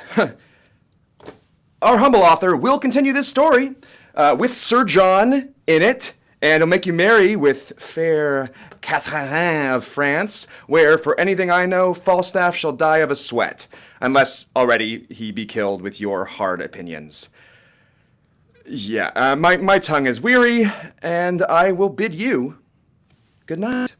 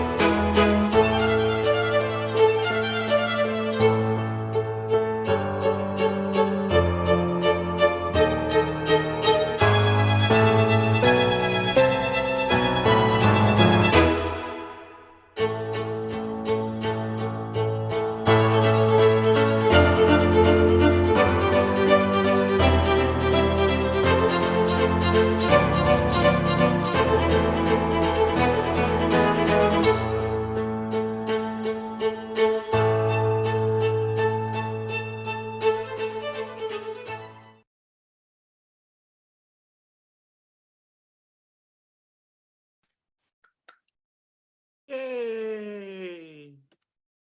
Yeah, everybody.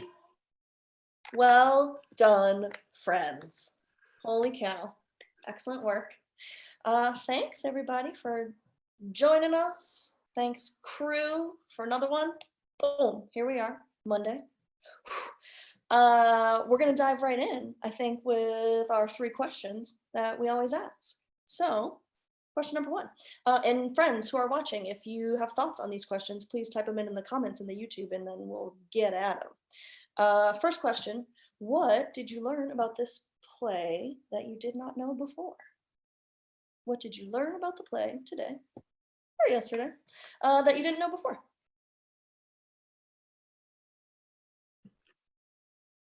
I mean, I didn't know the show, so as of yesterday, I learned quite a bit. I think something that came up yesterday after the rehearsal was how little this play is actually about Henry IV, which is funny, and sort of setting the stage for the world around, rather than focusing on him entirely, is really fascinating as we go into the bluster of these next few plays.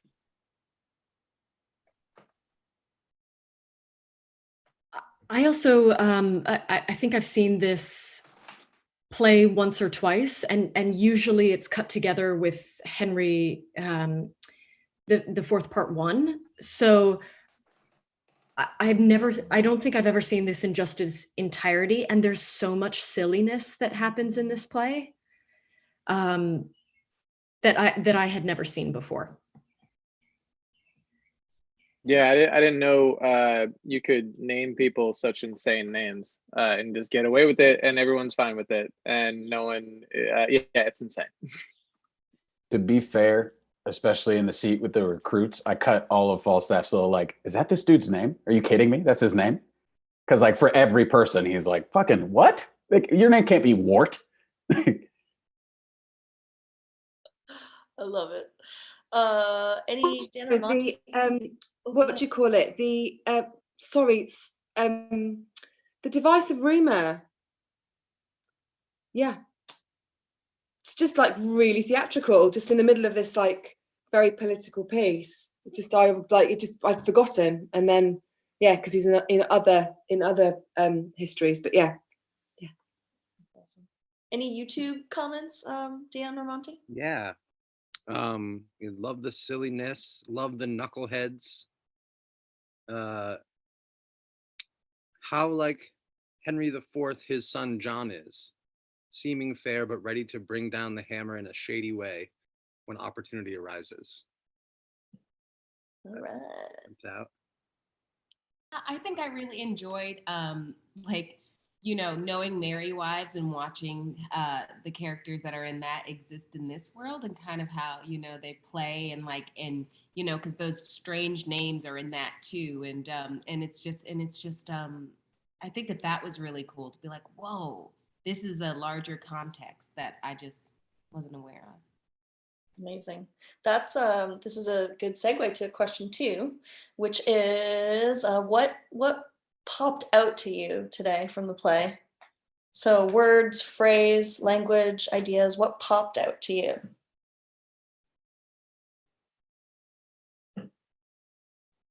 The scene on the king's deathbed with what do we Henry V and his dad. Yeah, that popped out as something that I don't think I really gave time to before in like my knowledge of Shakespeare, and now that I've seen it done so well by 2 great performers, that it's on my radar now as like one of the beautiful scenes of this work, and that was really cool and a treat.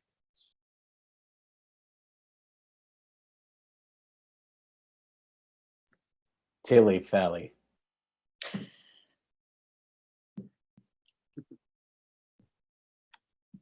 I had one I typed out, I was like, oh, that's crazy with our current times. I think an Archbishop line, the Commonwealth is sick of their own choice. Working in Massachusetts a little bit, I thought about the Commonwealth of Massachusetts, and I was like, oh yeah, a bunch of people are running around and not being safe, and maybe they're making themselves sick. So outside of the play, but just was like, poof. That It was really interesting to hear all, sorry. No, it's all you, boo.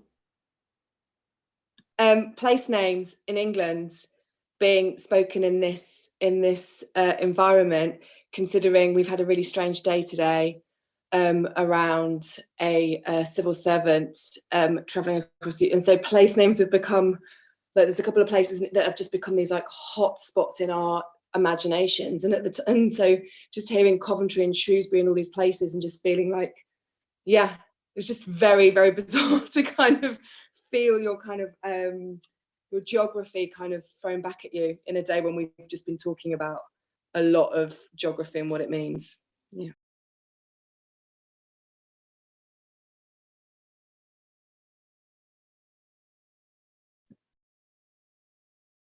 All right. From YouTube, Tickle Your Catastrophe jumped out. Friend in the Court is better than a penny in the purse. How Prince Harry shifted so quickly when the theory of being king became the immediate reality of being king.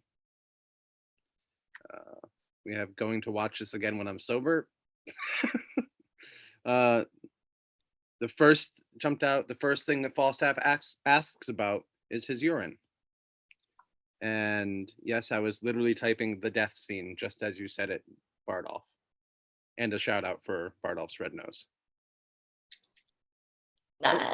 Not a man, nor a man cannot make him laugh, but that's no marvel. He drinks no wine. Buzzer beater. Right on. All right. Question 3, here it comes. Why does or doesn't this play matter today? Why does or doesn't this play matter today?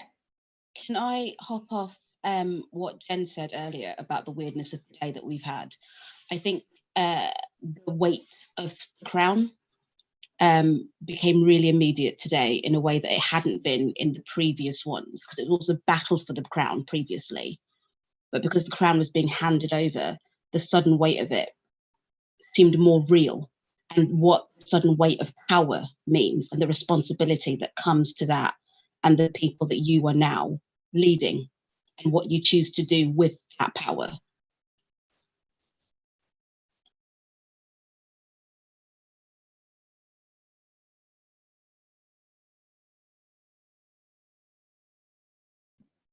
Can I jump in here? And I've had an ignorant day because I was mostly spending time looking at the script today.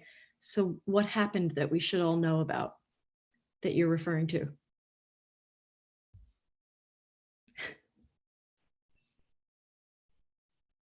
Basically, one of the politicians broke the rules of the quarantine and then lied about it. Is sort of what's happening. So there's sort of a lot of questions about the rule of law and if there are different standards for people who are in power. And just to add on that, he was a civil servant who gave a press conference, which is completely unprecedented. It's not, so it's been an extraordinary afternoon of hearing the minutiae of this person's sort of month of illness and their travels across the UK. Yeah, it's been quite extraordinary.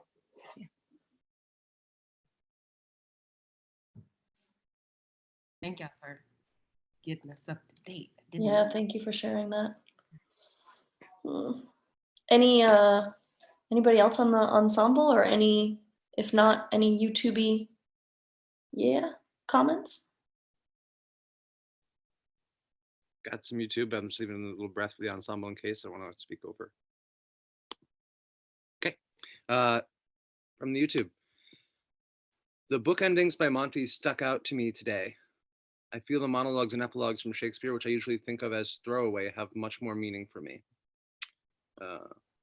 It emphasizes that the time comes when frivolity must be set aside and we must take up our responsibility to the world, to the people who depend on us, and to ourselves.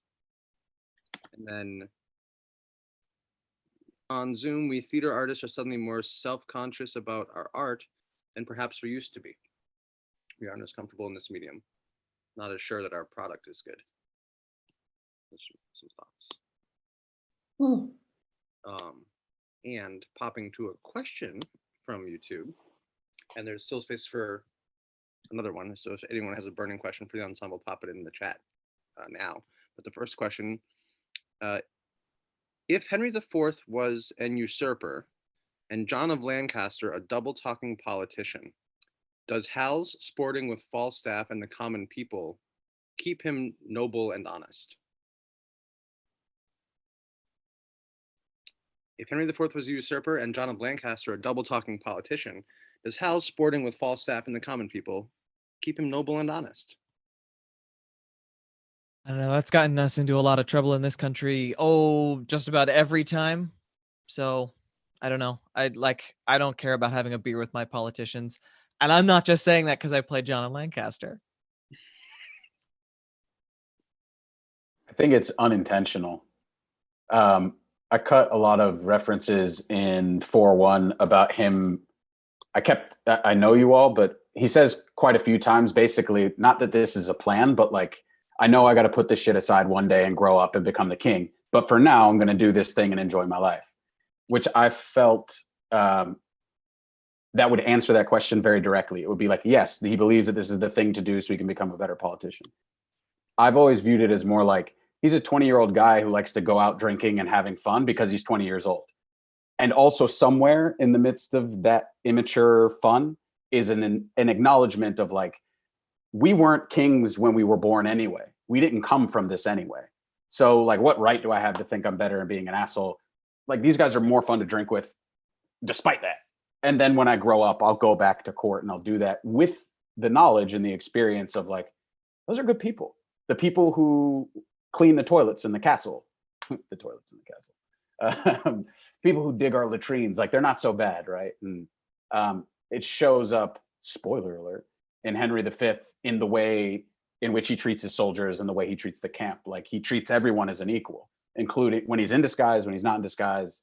Let me not say as an equal, but he treats them with respect and human dignity, which I think is an exception. Like when I saw Richard II, he was so aggressively elitist.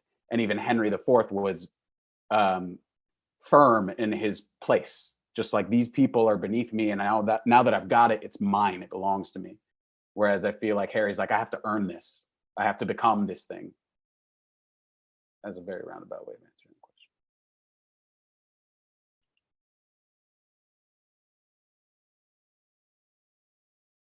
Any other YouTube questions? a question. It's a project-based question. It's for everybody in terms of like, we're working our way through the canon, and we're at we're rounding the corner, and we're in the midst of a canon within a canon with this 8-9 play marathon, and just how is it feeling in terms of having played a part three plays in a row, or playing a part for the first time and knowing there are 4 plays coming behind it. Just curious what people's experience with that is at the moment.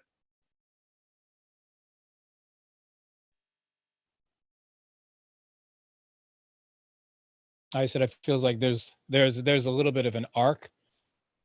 I mean, even reading it, there's a little bit of Bolingbroke still in the 4th part too, although you kind of forget that he was there, but I still see a little bit of it being there, especially in his last few words about how I got the crown and how it'll be easier for you now.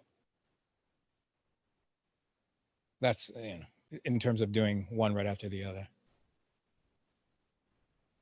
Loyalties, I guess. Loyalties to characters that, you were with them the entire journey, I guess. Yep.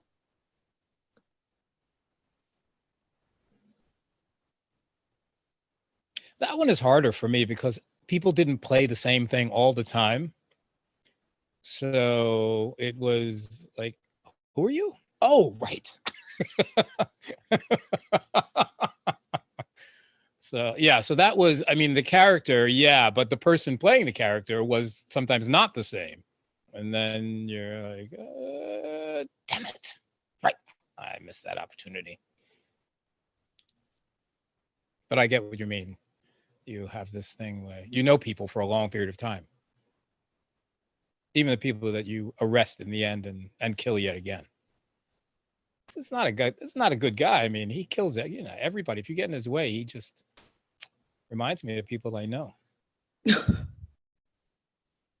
I think that before we hit Richard II, there was this really interesting necessity for emotional elasticity to bond to our characters and to bond to the stories in an unconnected way.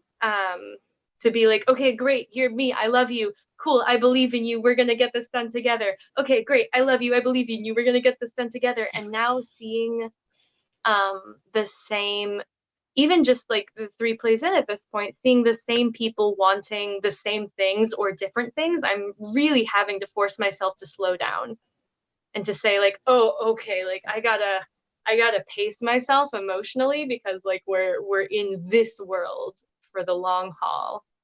And I'm also really reticent to cast my allegiances too soon. Even though I know how the plays go, I'm still okay, wait, maybe I should just wait this out and see who I believe in for the next episode. Love that. All right. Anybody else, ensemble? Going once? Going twice? So to the pub we go. So everybody, we are going to head over to the company pub.